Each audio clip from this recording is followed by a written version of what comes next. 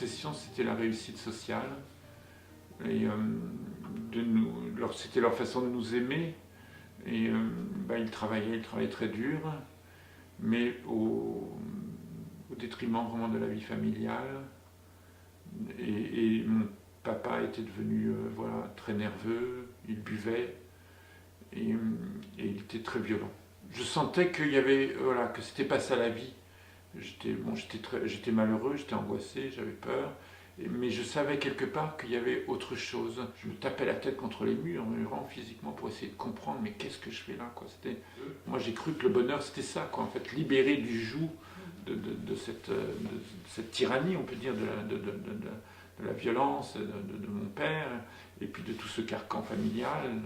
Je me suis engouffré dans cette recherche de liberté. Au lieu de trouver le bonheur et la paix que je cherchais, j'étais de plus en plus angoissé, en fait, parce que chaque fois que je pensais trouver l'amour, ou trouver des réponses à mes questions sur la vie, en fait, je me prenais des claques, et puis c'était encore pire après. Après une blessure affective plus grave que les autres, je dirais, où là j'avais vécu une passion amoureuse, tout s'est écroulé, quoi. J'ai fermé les rideaux et j'ai dit à ce moment-là, j'ai refusé de vivre à ce moment-là. Et je suis rentré dans une phase suicidaire, vraiment, où là j'ai commencé à me piquer. J'aurais dû mourir des dizaines et des dizaines de fois, parce que vraiment je prenais des doses vraiment mortelles.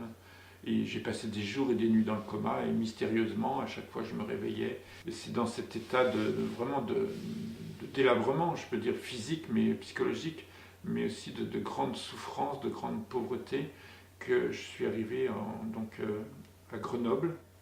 Je suis rentré dans une église, chose que je faisais jamais, parce que j'avais la haine contre l'église, mais en fait j'avais la haine contre tout. J'avais la haine en moi, j'avais vraiment la haine en moi, parce que j'avais la haine contre la famille, j'avais la haine contre l'État, la société, mais aussi contre l'église, mais sans raison.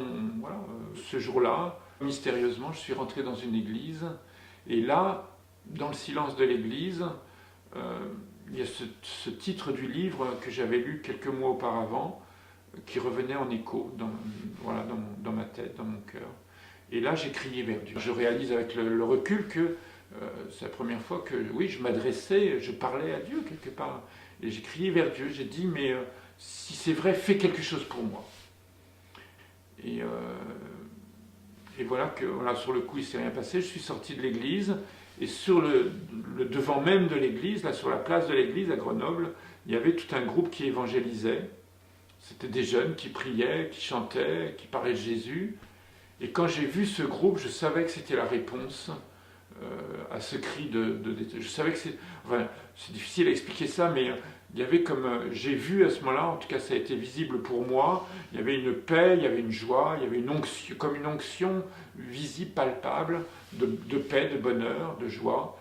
Et j'ai su que c'était ça que je cherchais, quoi. Là, je dis toujours, le premier miracle, c'est que je me suis laissé toucher par eux. Ça, je ne comprends pas comment, parce qu'à l'époque, on ne pouvait pas m'approcher comme ça. Ouais. Alors le premier miracle, c'est que je les ai laissés, quelque part, m'aimer, finalement. Ils sont mis autour de moi, ils ont prié pour moi. Je ne sais pas combien de temps ça a duré, quelques secondes, quelques minutes, certainement. J'ai fait l'expérience de l'amour, quoi. J'ai su à ce moment-là ce que c'était que d'être aimé. Je ne peux pas expliquer ça. En tout cas, ce que je sais, c'est que de cet instant-là, je suis reparti totalement transformé. Pour moi, d'un seul coup, cet amour, ce bonheur, cette paix que je cherchais, c'était Dieu, il s'est révélé à moi, c'était Jésus, c'était le Christ, il était là avec moi, et ma vie a complètement basculé à partir de cet instant-là. Je suis reparti totalement libéré, ce qui est un miracle, parce que impossible, humainement parlant, médicalement parlant, c'était impossible. Je me piquais tous les jours à des doses très élevées, plusieurs fois par jour. J'étais vraiment dépendant de la drogue dure depuis 3 ans et demi, quand même. C'était impossible médicalement d'arrêter comme ça. Et là, instantanément, j'ai été libéré de la drogue, de cette emprise de la drogue, du produit, mais aussi de ce poids de mort que j'avais sur moi. J'avais donc 26 ans, j'avais jamais connu ce que c'était que d'être heureux, finalement, d'être bien, quoi. À partir de là, ma vie a commencé. Moi, je dis toujours, je suis né à l'âge de 26 ans. des frères évangélistes qui avaient prié pour moi, là, ils m'avaient donné donc un évangile, et je connaissais l'évangile, extraordinaire, alors que j'avais jamais lu l'évangile de ma vie. Et l'évangile répondait à toutes mes questions. C'était une évidence, Jésus était là, et il m'aimait, et j'avais la réponse à toutes mes questions. Et voilà comment petit à petit je me suis relevé, j'étais accueilli chez des sœurs religieuses, un peu comme dans un berceau, une maternité, voilà, qui m'ont relevé, qui m'ont permis de me relever. Viens Esprit Saint, viens Esprit consolateur, remplis-nous de joie et d'allégresse.